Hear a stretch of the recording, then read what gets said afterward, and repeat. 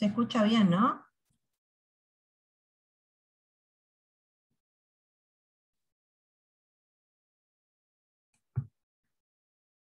Hello. Sí, se escucha bien, empezá nomás. Ah, lo que pasa es que como nadie me respondía, digo que se cortó. No, ya Bueno, hoy está. vamos a hablar. Empezamos. Hoy vamos a hablar de ecografía del tercer trimestre y de crecimiento fetal. ¿Cuáles son los objetivos en el tercer trimestre? Valoración del crecimiento fetal, uno de ellos, la revaloración de la anatomía fetal para descartar patología evolutiva o de aparición tardía, siempre se debe ver al feto, la valoración de la placenta y del líquido amniótico, establecer el peso fetal estimado y para las captaciones tardías calcular la edad gestacional. Está indicada la realización del eco en el tercer trimestre entre las semanas 34 y 37, esto es bajo riesgo, o en las semanas 28, 32, 37, y dependiendo de cada situación en particular, más seguidas cuando son embarazos de alto riesgo. Bien, uno de los componentes principales acá es, perdón, voy a mover, ¿esto se puede mover? No, bueno. ¿Cómo se calcula la edad gestacional? Yo lo que les puse acá son dos formas que existen. La primera es según las guías de la ISOC, que es la Asociación Internacional de Ultrasonografía en Ginecología y Obstetricia, y la de abajo es la del Clínic del Barcelona, ¿sí? Que es del 2016. Entonces, ISOG entre las semanas 4.3 y 5.6 siempre se debe medir la longitud craniocaudal, al igual que hasta las 9.6 semanas, ¿sí? Entre las 10 y las 13.6 se mide también la longitud craniocaudal, es decir, hasta 84 milímetros, y entre las 14 y las 24 semanas se mide el perímetro cefálico o circunferencia cefálica y o longitud femoral, y ambas medidas deben concordar, ¿sí? La otra forma es la del Clínic Barcelona. Cuando la longitud craniocaudal es menor de 84 milímetros, se hace la datación por longitud craniocaudal. Cuando es igual o mayor a 84 y el DBP es menor de 60, se hace la datación por DBP. El DBP mayor o igual a 60, y si hay una FUM cierta, se data por FUM, y si no, si ese DBP es menor a 85, se data por DBP, y si es mayor de 85, se data por perímetro cefálico y longitud femoral. ¿Sí? Son distintas formas.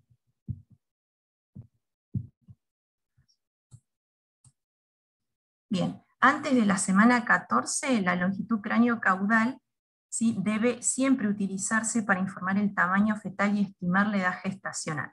Después de las 14 semanas, siempre se debe incluir de rutina la medición del diámetro biparietal, la circunferencia cefálica, circunferencia abdominal y longitud femoral. Y todas las mediciones pueden ser efectuadas por vía transabdominal o transvaginal. Entonces, clínicamente sabemos que la mayoría de los embarazos están fechados por la fecha de última menstruación, aunque a veces es incierta o es poco confiable. Entonces, datar los embarazos mediante una ecografía temprana, es decir, entre las 8 y las 14 semanas, basado en la longitud cráneo-caudal, siempre es el método más confiable para establecer la edad gestacional. Bien, ¿cómo hacemos para asignar la edad gestacional en el tercer trimestre? Es decir, cuando se trata esto de una consulta tardía. Siempre determinar la edad gestacional por encima de las 24 semanas ya no es confiable. Entonces, por ejemplo, si tenemos medidas para 30 semanas, nos podemos hacer dos preguntas. ¿O es un feto pequeño de 32 o es un feto grande de 28? Es por esto que las biometrías sirven para definir el tamaño y el crecimiento, pero las mediciones sucesivas son las que vamos a utilizar para definir una velocidad de crecimiento. Por eso nunca podemos percentilar en una primera ecografía. Bien, la biometría fetal en el tercer trimestre. Las medidas que se deben tomar son el diámetro biparietal, la circunferencia cefálica, abdominal y la longitud del fémur. A partir de la semana 24 se va a calcular el peso fetal estimado a partir de estas medidas a través de las curvas Hadlock. Y un poquito más adelante les hablo de qué se trata. En caso de un peso fetal inferior al percentil 10, se debe realizar también en este primer estudio un estudio Doppler fetoplacentario para ver el IP o índice de pulsatilidad de las arterias uterinas, umbilical, cerebral media, y calcular el cociente o relación cerebroplacentario, que es la relación entre umbilical y arteria cerebral media, para determinar la presencia de un probable feto con retraso del crecimiento intrauterino.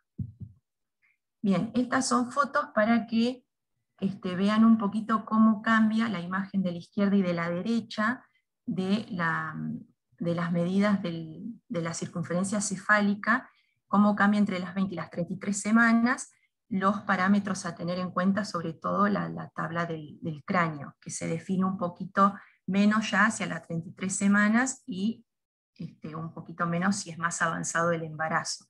Es por esto que en las curvas Hadlock se puede utilizar o Hadlock 4 o Hadlock 1, dependiendo justamente del fenotipo materno y de cuán accesible sea la medición adecuada de ese perímetro cefálico. Bueno, ahí les muestro una longitud femoral, como se ve en el tercer trimestre, y la imagen de la derecha, un abdomen, Lucho que dio la clase pasada anatomía, fíjense cómo varía ya hacia el tercer trimestre, ¿sí? Por ahí los parámetros no son del todo bien claros, y más si el fenotipo de la madre no lo permite tampoco. Bien, la anatomía fetal se va a revalorar la anatomía en la medida que las condiciones materno-fetales lo permitan, insistiendo en la evaluación de lo que decía de posible patología evolutiva, sobre todo el sistema nervioso, nefrológico, cardiovascular, digestivo y esquelético. Siempre hay que hacer hincapié en que en el tercer trimestre suelen aparecer patologías sobre todo nefrológicas y esqueléticas. Entonces por eso es importante revalorar nuevamente al feto. Bien, ¿qué es el peso fetal estimado? Se sabe que hasta la semana 37 siempre la ecografía es superior a la estimación clínica. Luego de esto, la precisión entre ultrasonido y estimación clínica es similar. Y la precisión se ve comprometida por variabilidades intra e interobservador, siempre pasa esto, y donde pueden haber errores que son habituales en el rango del 10 al 15%, siendo esto relativamente mayor en los cuales hay mayor interés, que son o los pequeños para edad gestacional o grandes para edad gestacional. Entonces, el peso fetal estimado nunca debe ser proyectado sobre las tablas de peso al nacer, porque estas tablas incluyen una gran proporción de fetos con RCIU que requieren finalización temprana de la gestación. Bien, entonces fíjense, este es un ejemplo que les traigo para mostrarle cómo puede variar en un mismo observador las medidas y cómo puede variar en el peso fetal estimado. Entonces las dos imágenes de arriba, la primera son cortes del perímetro abdominal, la segunda la longitud femoral, y fíjense la de abajo cómo cambia.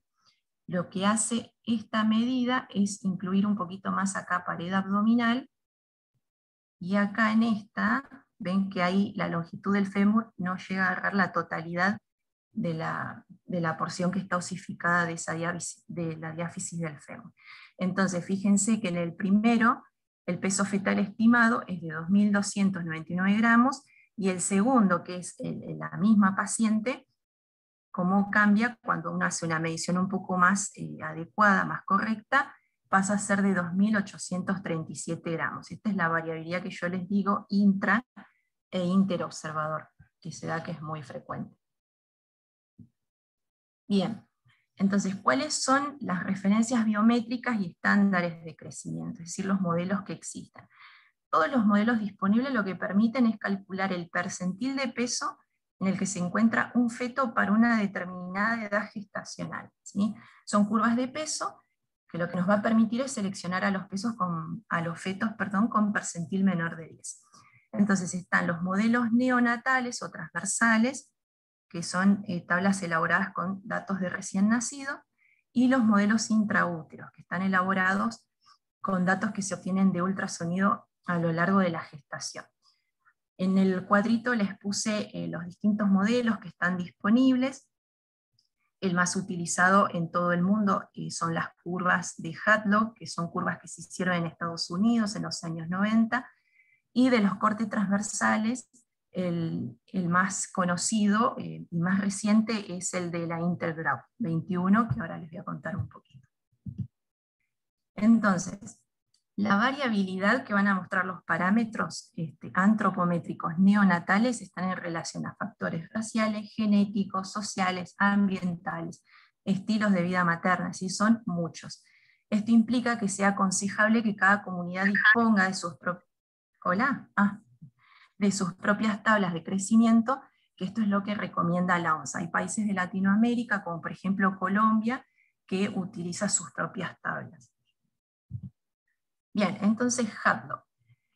Esto fue publicado en el año 1991, ¿sí? Que publicó un estudio cuyo objetivo fue desarrollar un estándar de crecimiento fetal intraútero para los Estados Unidos. Entonces, consiguió una muestra de 392 gestaciones de clase media con FUN conocida y cuyo control se realizó entre las semanas 10 a 41.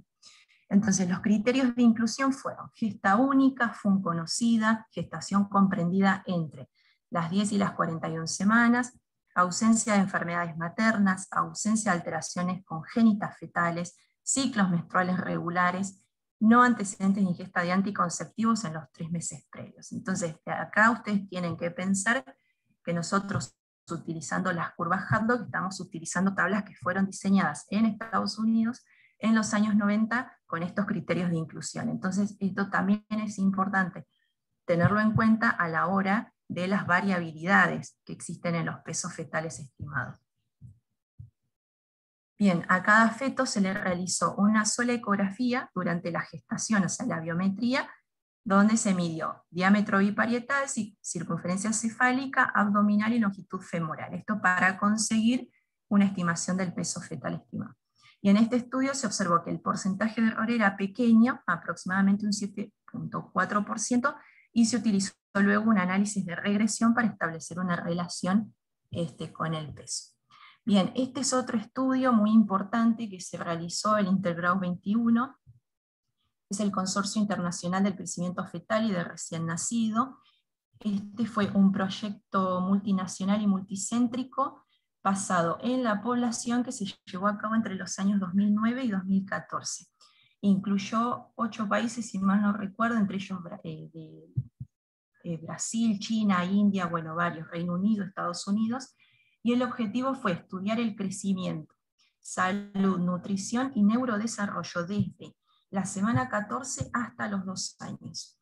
¿Sí? Entonces utilizó el marco conceptual de un estudio que ya había hecho la OMS, también un estudio multicéntrico, para de esta forma dar estándares internacionales prescriptivos. ¿Sí? Entonces, el Intergraph generó estándares para estimar la edad gestacional, el tamaño fetal en el primer trimestre, el crecimiento fetal, el tamaño del recién nacido según sexo y edad gestacional, el crecimiento postnatal de los pretérminos y la ganancia de peso gestacional materno. Estas tablas se utilizan sobre todo en pediatría. ¿Sí? ¿Por qué? Porque son el resultado de una antropometría precisa y estandarizada. Y se pueden realizar también estimaciones del crecimiento online, o sea, a través de calculadores. Bien, acá les puse algunos ejemplos de los reportes, ¿sí? Una vez que se hace la biometría, el estudio, y fíjense, ahí acá, ¿se ve la flechita? Acá arriba está señalando el Hadlock 4, que es lo que decíamos, ¿no? Las curvas Hadlock, donde se tienen en cuenta todos estos parámetros.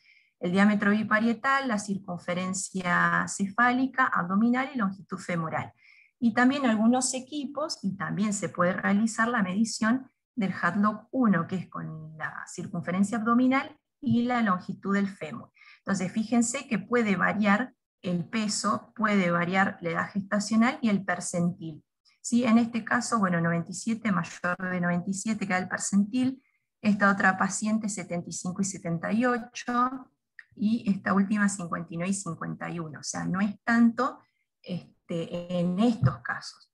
Sí, por ahí difiere mucho cuando se quiere percentilar, por ejemplo, si es un pequeño o si no puede ser, entonces en esos casos, o el macrosómico también, ¿no? el grande para la edad gestacional, lo que puede suceder es que nos da mucha variabilidad entre esos percentiles. Entonces ahí está, si uno puede utilizar el Hadlock 4, es decir, todas esas medidas para el peso fetal estimado, o puede utilizar el Hadlock 1, midiendo solamente perímetro cefálico, abdominal y longitud femoral. Esto es si no logramos hacer una adecuada medición de la cabeza del feto, ¿sí? Bien, ¿cuáles son los patrones de crecimiento? Entonces tenemos la macrosomía, el pequeño paralelo gestacional y el retraso del crecimiento intrauterino, o actualmente llamado retraso del crecimiento fetal. Bien, un feto adecuado para la edad gestacional es aquel que está dentro de lo que es el rango normal para su edad gestacional, que se va a encontrar entre los percentiles 10 y 90. El pequeño para la edad gestacional está por debajo de un umbral definido para su edad gestacional y se encuentra entre los percentiles 3 y 10.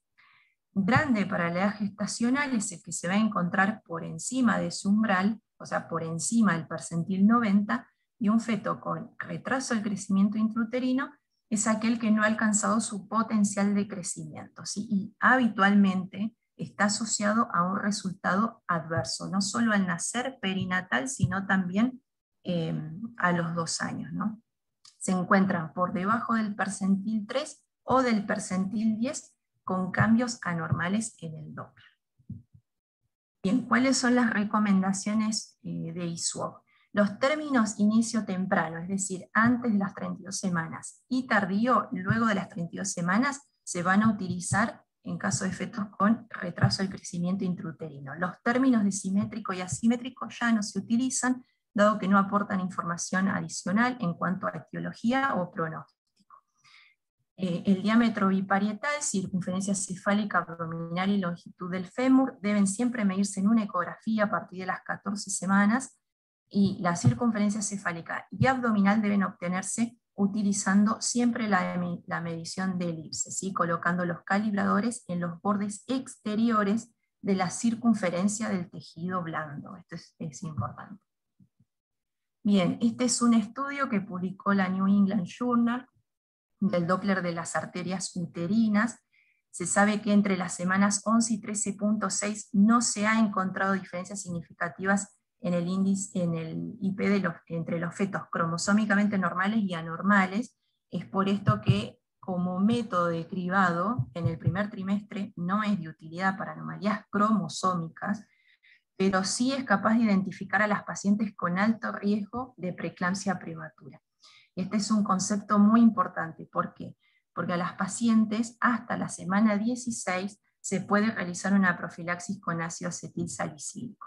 ¿Sí? Este estudio fue un ensayo multicéntrico, doble ciego y controlado. O sea, lo mejor va a ser un estudio, digamos, con alta evidencia, donde se asignó aleatoriamente, bueno, a 1.776 mujeres con embarazos únicos. Entonces, esas mujeres estaban en alto riesgo de preeclampsia prematura para recibir aspirina. Acá lo que se hace es dar una dosis diaria de 150 miligramos. Entonces se les dio 150 miligramos o placebo, ¿sí? Entre lo que era semana 11 a 14. Lo que se vio es que el tratamiento con aspirina en dosis bajas en mujeres con alto riesgo de preeclampsia prematura resultó en una menor incidencia de este diagnóstico que el placebo. O sea que es importante en las pacientes realizar el Doppler de las arterias uterinas, ¿sí? En la primera consulta, o hasta la semana 16 se puede realizar de todas maneras. ¿Por qué? Porque acá está la cuestión, que se puede realizar la profilaxis, ¿sí? de la preeclampsia prematura. Sabemos que la preeclampsia está asociada a RCIU y a otras complicaciones. Entonces, este es el Doppler normal, la onda normal de las arterias uterinas. Esto es la imagen de arriba que estoy mostrando, es en el primer trimestre, lo que está definido por una onda de alta resistencia, ¿sí? La diástole acá en esta parte, y en el segundo trimestre desaparece lo que se llama la incisura protodiastólica o notch protodiastólico, que es típico del primer trimestre, y es una onda que se caracteriza por tener abundante flujo en fin de diástole, que está indicado por la letra D, y esto es típico de una onda de baja resistencia, que es lo que sucede en el tercer trimestre, o sea, en segundo y tercer trimestre. ¿Por qué? Porque ya los vasos han invadido al trofoblasto, entonces ya baja la resistencia de ese flujo. Bien, entonces, ¿qué es lo que pasa con todos estos factores cuando hay un RCIO? El RCIO dijimos entonces que se puede clasificar en temprano o tardío, según aparezca antes o después de la semana 32. ¿Cuál es la prevalencia? El más frecuente es el tardío, que está representado por el 70%, y los trastornos hipertensivos del embarazo son frecuentes en el temprano y poco frecuentes en el tardío. La mortalidad perinatal es más elevada en el temprano que en el tardío, y esto, o sea, la fisiopatología se explica en el temprano porque hay una implantación placentaria deficiente, es decir, una anomalía principalmente de las arterias espirales. En cambio, en el tardío, los factores acá de la placenta son menos evidentes, son menos marcados, y está dado más que nada por una difusión fetoplacentaria alterada, ya sea porque existen estados hipertensivos o porque hay hábitos tóxicos en el embarazo como el tabaquismo, también la altura y la hipoxemia, que eso también está relacionado, las drogas como la cocaína, etc. Bien, y el Doppler, este es un punto muy importante, ya se lo voy a explicar un poquito más adelante. En el RCIO temprano están alteradas todas los parámetros que nosotros utilizamos en el Doppler, que son la arteria cerebral media, umbilical, uterinas, ahí hay repetidos veces arteria cerebral media, y ductus venoso. En el tardío, lo más importante siempre es tener en cuenta cómo se comporta la arteria cerebral media. Cuando la arteria cerebral media está caracterizada por una onda de baja resistencia, es decir, que vemos que puede deberse a una vasodilatación y a un IP bajo, o sea, un índice de pulsatilidad bajo, eso nos está hablando de una redistribución de flujo. Es decir, hay una hipoxia que está generando una vasodilatación, se está tratando de preservar el cerebro, que es lo que se tiene que preservar en el feto, como así también órganos esenciales como el corazón, entonces por eso se genera esta redistribución del flujo. Ahora, la arteria umbilical puede ser normal en estos RCIU que son tardíos. ¿Por qué? Porque acá no hay una alta resistencia por parte de la placenta, porque hay alteraciones de la difusión, pero no son tan importantes. Sí se puede afectar en fases más avanzadas de esto. Por eso es importantísimo valorar la relación o el cociente cerebro-placentario. ¿Por qué? Porque una umbilical que está normal, ¿sí?, con este cociente que se va a encontrar alterado, nos permite detectar entonces estos cambios que pueden ser sutiles. Bien, entonces, antes de pasar a eso, les quería contar cuáles son los principales componentes que participan en el RCIO.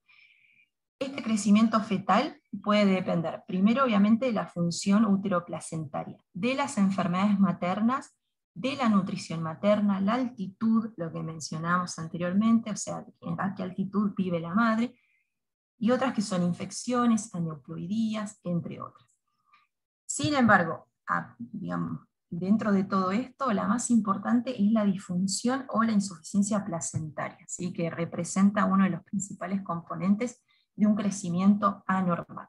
Entonces, este crecimiento fetal deficiente, ¿por qué es tan importante la detección? Porque está relacionado con un aumento de riesgo de morbimortalidad perinatal y un resultado adverso a largo plazo. Entonces hay mayor riesgo de prematurez, alteraciones neurológicas, y se ha visto también que en la adultez hay mayor riesgo de enfermedades no transmisibles, como la hipertensión, síndrome metabólico, diabetes tipo 2, enfermedades coronarias y ACV. Entonces, con el objetivo de diferenciar entre un pequeño para la edad gestacional y un retraso del crecimiento intrauterino, es cuando, obviamente, el percentil está por debajo del percentil 10, se requieren estos parámetros adicionales que les comentaba, como el Doppler. Dentro de esos parámetros están la velocidad de crecimiento fetal. Entonces se considera una velocidad reducida cuando hay ultrasonidos consecutivos con una caída del peso fetal estimado o un perímetro abdominal en más del percentil 50. Por ejemplo, si tenemos un percentil 70, que pasa un percentil 20. Bueno, ahí obviamente nos tiene que llamar la atención. Y lo segundo es el Doppler. ¿Sí? El Doppler lo que podemos hacer es valorar o evaluar la función uteroplacentaria con la evaluación de las arterias uterinas y por otro lado de la arteria umbilical. Entonces, como decíamos, uno de los principales componentes es la insuficiencia placentaria, es decir, que hay una incorrecta adaptación de las arterias espirales. Entonces, dentro de lo que son las arterias uterinas, esta falta de transformación que decíamos de las arterias se va a reflejar en una alta resistencia, porque habitualmente la resistencia de las uterinas va disminuyendo a lo largo que progresa la gestación. Esto es por una invasión al trofoblasto inadecuado, como les decía anteriormente. Entonces, la persistencia de un IP por encima del percentil 95 está asociado a una placenta insuficiente. Con respecto a la arteria umbilical, el aumento del IP en la misma se corresponde a una disminución progresiva del área de intercambio de gases y nutrientes que va a tener en esa placenta. ¿Por qué? Porque también va a depender de la resistencia de la poscarga fetal. ¿Sí? Esa es la explicación de por qué se ve afectada en los RCIU, más que nada por la poscarga fetal. La arteria cerebral media, lo más frecuente observar es que hay una disminución del IP. ¿Por qué? Porque es una consecuencia de la vasodilatación por esta redistribución del flujo que yo les decía, es decir, una respuesta hemodinámica a la compensación de una hipoxia. Y el ductus es lo último que se suele alterar, y es por eso que está indicado, pero a veces hay que digamos, estudiarlo con cuidado. ¿Por qué? Porque la onda A, ausente o reversa, que es la onda de la contracción del atrio, o que puede estar reversa o invertida, se genera por una dilatación progresiva del ductus. Esto es porque hay un aumento del flujo al corazón para tratar de compensar esa hipoxemia, es decir, el aumento de la poscarga cardíaca, ¿no? Por lo tanto, el Doppler nos va a permitir identificar la insuficiencia uteroplacentaria y la adaptación cardiovascular fetal a esa hipoxemia, ¿sí? Es por eso que es tan importante evaluar la onda. Ahora después les voy a mostrar un caso, evaluar la onda, cómo es, y de allí tratar de establecer todos estos parámetros en las calculadoras y ver esos IP cómo nos dan. Si el parámetro más utilizado en el Doppler fetal es el índice de pulsatilidad, que es el que se está utilizando actualmente. Entonces, acá lo que les muestro en la pantalla es una de las calculadoras que se utilizan, que es la del Clinic Barcelona. Entonces acá ustedes tienen distintos ítems para ir cliqueando. Por ejemplo, nos permite datar la edad gestacional, el peso fetal y demás, y en ustedes hacen clic y se abre la pestaña del Doppler. Entonces van a cliquear en arteria umbilical, arteria cerebral media, la relación cerebroplacentaria que yo les decía recién, o el cociente, las arterias uterinas, ductus venoso, también hay otros, pero estos son los que más utilizamos, ¿sí? También hay otras calculadoras, sepan que existe, la que más se utiliza siempre es la que les mostré, pero también existe la de la Fetal Medicine Foundation de Londres, donde acá yo les puse que ustedes hacen clic en calculadoras, y les sale un montón de calculadoras para que ustedes puedan determinar en algunos casos cuáles son los riesgos de preeclampsia, de trisomía, etc. Hay muchas formas, ¿sí? También existen estas calculadoras. Nati, Sí. disculpa, me quedan 5 minutos. Ay, ¿en serio? Sí, bueno. sí. Bueno, este es un caso de una paciente de 19 años que fue la primera eco, el motivo de consulta fue el scan fetal. La edad gestacional, que se dató en este caso por longitud femoral, fue de 31.3 semanas y el peso fetal estimado de 1890 gramos. Esta paciente era el primer estudio que se le realizaba, entonces, como venía derivada por estado hipertensivo, se le hace el Doppler, ¿sí? Fíjense, esta imagen es la arteria cerebral media, no es una arteria cerebral media normal, sino lo que tenemos es abundante flujo, sobre todo en la diástole, y esto es lo que marca, junto con la disminución del IP, la vasodilatación. Entonces esto tiene que llamar siempre la atención. Eso es por la redistribución del flujo a la hipoxemia, ¿sí?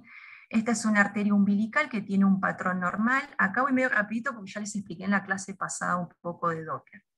Esta es una arteria umbilical normal, un ductus venoso normal, arterias uterinas francamente patológicas. Fíjense que esto estamos hablando del tercer trimestre y es una onda de alta resistencia con la muesca o el snotch protodiastólico, como en esta que también lo muestra, ¿sí? Esto es lo que se ve habitualmente en el primer trimestre, nunca en el tercero, con un IP elevado, ¿no? Bien, esta paciente, acá les muestro un poquito el resumen de lo que fue el informe, pero fíjense este equipo que es el Voluson que hay en el Castro, lo que arroja es la curva, o sea, el Hadlock 4, ¿sí? Con todos los parámetros, para establecer el peso fetal estimado. Por eso también esto depende del seteo de los equipos y cómo se cargan las tablas, ¿sí? Bueno, esta paciente venía con un embarazo obviamente sin control, edad gestacional de 31.3, y un Doppler francamente patológico que estaba representado por un RCIU con preeclampsia asociada, que fue el diagnóstico inicial, por eso fue internada. A esta paciente se le hizo la cesárea de urgencia porque obviamente era un RCIU severo con una preeclampsia severa, y esta es la anatomía patológica donde se advierte aumento de la fibrina perivellositaria. Se sabe que ese depósito de fibrina genera infartos placentarios. La etiología no es muy clara, pero está relacionada a infecciones, lupus y demás. Y a esta paciente, y también el recién nacido, fueron BRL positivas, es decir, el recién nacido tuvo sífilis congénita. ¿Sí? Es por eso que este bebé todavía está internado en la NEO, siendo que hace un mes, no, sí, un poquito más que ya nació, pero sigue internado en el hospital en seguimiento. Tuvo complicaciones, sí, como el estrés respiratorio, con administración de surfactante y demás, pero no tuvo complicaciones neurológicas. Pero fíjense la importancia de todo lo que es el seguimiento de un embarazo y cómo las captaciones tardías uno puede detectar también muchas cosas. Bueno, esta es la bibliografía y espero que les haya gustado. Terminé justito. Muy bien, Nati, hermosa la clase. Espero que les haya servido. Son más que nada actualizaciones. La armé con Rosy porque, bueno, ella también obviamente me aportó mucho lo de Centenario, para mostrarles también las distintas formas, cómo se hace en un lado, cómo se hace el otro, la variabilidad interobservador, que siempre nos pasa, que un abdomen da un poco más, otro le da un poco menos, y estas cuestiones que son importantes y también relacionarlo en el contexto clínico de la paciente, porque es una medicina materno-fetal. Así que bueno, debe ser considerado desde ese punto. ¿Alcanzaremos a hablar y comentar algunas cositas? Sí, tenemos 2 minutos, Ro. Quedan justo 2 minutos. Bien, sí.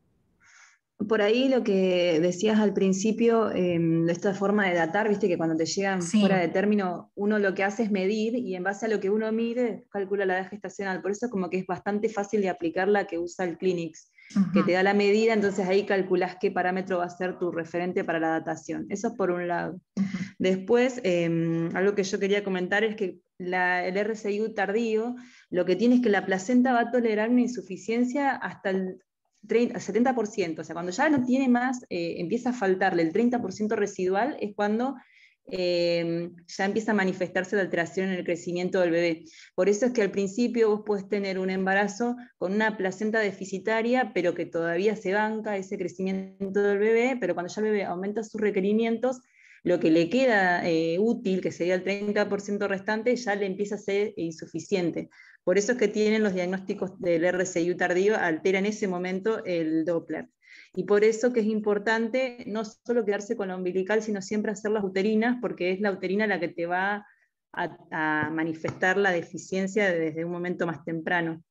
Claro, otra cosa que por ahí también se aconseja es cuando vos tenés en la práctica estos controles, hay una realidad que la cantidad de turnos uno tiene que administrar. Entonces lo que dicen las guías no siempre pueden ser llevados a la práctica. Sí, eso es importante, sí.